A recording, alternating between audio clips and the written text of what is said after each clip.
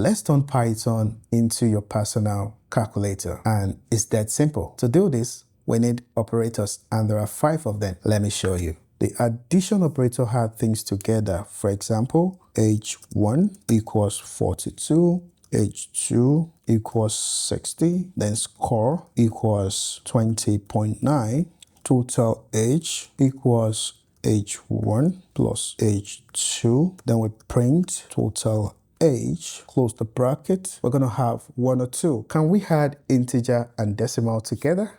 Let's find out. H grade equals h1 plus score, print h grade 62.8. So we can add integer and decimal together. Can we add integer, decimal, and string together? Let's find out. To do that, let's create a string. For example, we can call it name equals Toby. This time around, I just want to print h1 plus score plus name. And let's run the code.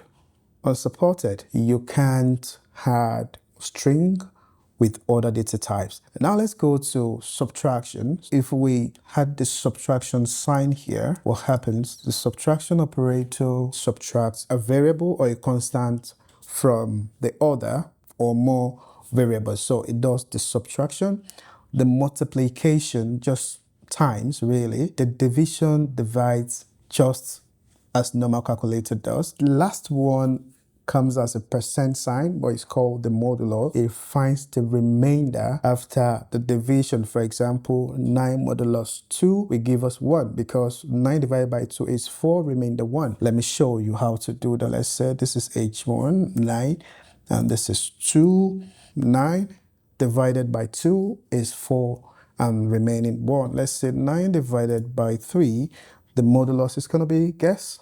0, because it has no remainder. Your challenge today: build a mini salary calculator, hours times rate equals pay. Hit the link in my bio for the quiz and exercises.